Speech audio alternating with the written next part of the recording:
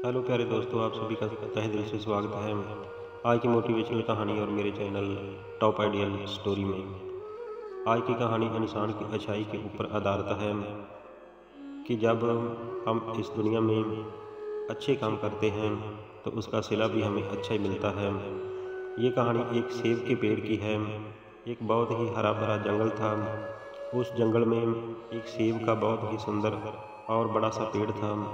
वह बहुत विशाल पेड़ था। उसकी टहनियाँ बहुत सुंदर और बहुत ही हरी भरी थी। वह बहुत सुंदर लगता था। उसके ऊपर बड़े रसीले सेब लगते थे, लेकिन वह पेड़ हमेशा ही दुखी रहता था।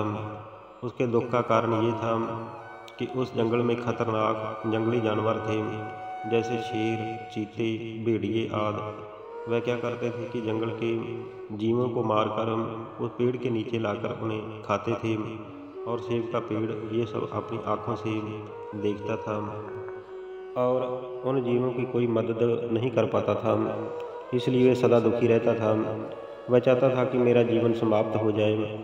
ये सब उसे देखा नहीं जाता था। एक दिन की बात है कि एक किसान था। वह उस जंगल से गुजर रहा था। उसके पास एक कुल्हाड़ी थी। तो सेब का पेड़ उस किसान को आवाज़ देकर बुलाने लगा। उसने कहा कि अरे भाई साहब, जरा मेरी बात सुनो। किसान कहने लगा कि बताओ पेड़ भाई, आप क्या कहना चाहते हो। तो सेब का पेड़ कहने लगा कि भाई साहब, आप ऐसा करो कि आपको लकड़ियाँ चाहिए, क्या आप यहाँ पर लकड़ियाँ काटने आए हो। वह किसान कहने लगा कि नहीं भाई, मैं लकड़ियाँ नहीं काटता हूँ। ये कुल्हाड़ी तो मैं जंगली जानवरों से सुरक्षा के लिए अपने पास रखता हूँ। मैं यहाँ लकड़ी काटने के लिए नहीं आया हूँ। तो फिर सेब का पेड़ कहने लगा कि ठीक है, अगर आप लकड़ियाँ काटने नहीं आए हो तब भी आप ऐसा करो कि मुझे जड़ से काट डालो। मेरी लकड़ियाँ और मेरे ऊपर जो इतने रसीले फल लगे हुए हैं, ये सब तुम ले जाओ और इन्हें बेचकर तुम काफ़ी धन कमा सकते हो। मैं जीना नहीं चाहता हूँ। वह किसान बहुत हैरान हुआ। वह कहने लगा कि अरे पेड़ भाई, तुम ऐसा क्यों कह रहे हो। इस दुनिया में कौन है जो जीना नहीं चाहता है। तो सेब का पेड़ कहने लगा कि भाई साहब, मैं बहुत दुखी हूँ। किसान कहने लगा कि आप इतने दुखी क्यों हो, जो कि जिंदा नहीं रहना चाहते हो। तो वह पेड़ कहने लगा कि मेरे दुख का कारण ये है कि ये जंगल में कई जंगली जानवर हैं जो कि खतरनाक जंगली जानवर हैं, जैसे कि भेड़िए, शेर और चीते। और वह जंगल के मासूम जीवों का शिकार करते हैं और उन्हें मेरे नीचे लाकर मेरे सामने उन्हें फाड़ फाड़ कर खा जाते हैं। वह चीखते चिल्लाते हैं, लेकिन मैं उनकी कोई मदद नहीं कर पाता। ये खून खराबा मुझे रोज़ अपनी आंखों से देखना पड़ता है और मैं इस जीवन से तंग आ चुका हूँ। आप ऐसा करो कि कृपया मुझे काट डालो और मेरे जीवन को समाप्त कर दो। किसान कहने लगा कि ठीक है, अगर आप यही चाहते हो तो मैं आपको काट कर ले जाता हूँ। उस किसान ने उस पेड़ को जड़ से काट डाला और उसके फल तोड़कर अलग कर दिए और लकड़ियाँ अलग कर दीं, और उन लकड़ियों को अपनी बैलगाड़ी पर लाद कर वह शहर में बेच आया।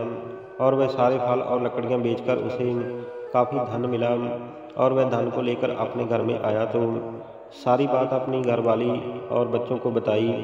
तो किसान की पत्नी के किसान से कहने लगी कि आपने ये बहुत बुरा कर्म किया है। वह जो पेड़ था जो दूसरों के दुख को देख नहीं सकता था और अपने जीवन की लीला को उसने समाप्त कर लिया। आपको चाहिए था कि उसकी मदद करते, आपने तो उसका जीवन ही समाप्त कर दिया। ये आपने बहुत बड़ा पाप किया है। हम लोग इस पाप की कमाई को कभी हाथ नहीं लगाएंगे और ना ही मैं अपने बच्चों को खाने दूंगी। तो उस किसान को समझ में आया कि मैंने वाकई ये बहुत बड़ा पाप किया है, लेकिन अब क्या हो सकता है। किसान बहुत दुखी हुआ। उसे दुखी देखकर किसान की पत्नी कहने लगी कि मैं आपको एक उपाय बता सकती हूँ, आप इस बात का प्रायश्चित कर सकते हो। किसान झट से बोला कि जल्दी बताओ, मैं क्या कर सकता हूँ। तो उसकी पत्नी कहने लगी कि उस पेड़ के कुछ फल तो आपके पास होंगे। किसान ने कहा कि हाँ, मेरे पास कुछ फल हैं जो अभी तक मैंने बेचे नहीं हैं। तो किसान की पत्नी कहने लगी कि तुम ऐसा करो कि एक फल के बीजों को बाहर निकालो और एक गमले के अंदर उन्हें बीज दो। उन्हें पानी और खाद देते रहना। कुछ दिनों के बाद एक नन्हा सा पौधा निकलेगा और उस पौधे को तुम फिर जंगल में जाकर लगा देना और ये पौधा दोबारा वृक्ष बन जाएगा। किसान खुश हो गया। उसने ऐसा ही किया। गमले में उन बीजों को लगा दिया और कुछ ही दिनों के बाद एक बहुत ही सुंदर सा पौधा निकला। किसान रोज उसे पानी और खाद देता था। पौधा बड़ा हुआ तो उसे गमले से निकालकर एक पहाड़ की चोटी पर उपजाऊ जमीन के ऊपर ले गया, जहाँ पर बहुत ही साफ सुथरी हवा और बहुत ही सुंदर वातावरण था। तो उस जगह पर जाकर उस सेब के पेड़ को लगा दिया। कुछ ही सालों में वह विशाल वृक्ष बन गया। तो एक दिन पेड़ किसान से कहने लगा कि भाई साहब, आपने मुझे दोबारा जिंदा क्यों किया? वही सब कुछ मुझे दोबारा फिर देखना पड़ेगा। किसान कहने लगा कि नहीं, अब ऐसा नहीं हो सकता है, क्योंकि मैं आपको एक पहाड़ के ऊपर ले आया हूँ जहाँ पर कोई भी जंगली जानवर नहीं आता है। यहाँ पर सिर्फ कुदरती पंछी हैं। यहाँ सुंदर से सुंदर पंछी आते हैं जो कि आपके ऊपर घोंसले बनाएंगे, आपको सुंदर सुंदर गीत सुनाएंगे, आप हमेशा खुश रहोगे। यहाँ पर कोई जंगली जानवर नहीं आएगा और आप खुली हवा में सांस लोगे। तो ऐसा ही हुआ। उस पहाड़ के ऊपर बहुत सुंदर सुंदर पंछी सेब के पेड़ पर आने लगे। उन्होंने तरह तरह के घोंसले उसके ऊपर बना लिए और उसके पास रहने लगे।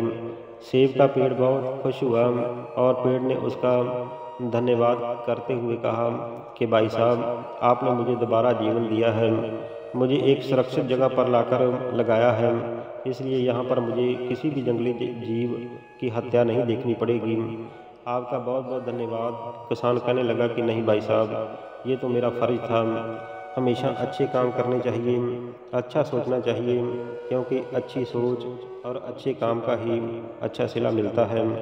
इसलिए आप एक नेक पेड़ हो, इसलिए मैंने आपकी मदद की है। आप हमेशा खुश रहो और मीठे फल इस दुनिया को और इन सुंदर पंछियों को हमेशा देते रहना। ऐसा कहकर वह किसान अपने घर की तरफ चला गया। तो प्यारे दोस्तों, ये थी आज की मोटिवेशनल कहानी। इस कहानी से हमें सीख मिलती है कि हमें हमेशा अच्छी सोच रखनी चाहिए और अच्छे काम करने चाहिए, हर एक की मदद करनी चाहिए जहाँ तक हो सके। जैसे कि सेब का पेड़ जंगली मासूम जीवों की मदद करना चाहता था, लेकिन वह कर नहीं पाता था, लेकिन फिर भी उसकी सोच इतनी मजबूत थी कि उनको देखकर दुखी रहता था। उसके अंदर जीवों का दर्द था, इसलिए अपने अंदर दुखियों का दर्द रखो, उनके दुखों को दूर करने का यत्न करो। ये थी आज की कहानी। अगर पसंद आई हो तो कृपया मेरे चैनल टॉप आइडियल स्टोरी को सब्सक्राइब ज़रूर कर देना। हमेशा अच्छा सोचो, अच्छा करो और खुश रहो। आप सभी का बहुत बहुत धन्यवाद। वंदे मातरम। जय भारत।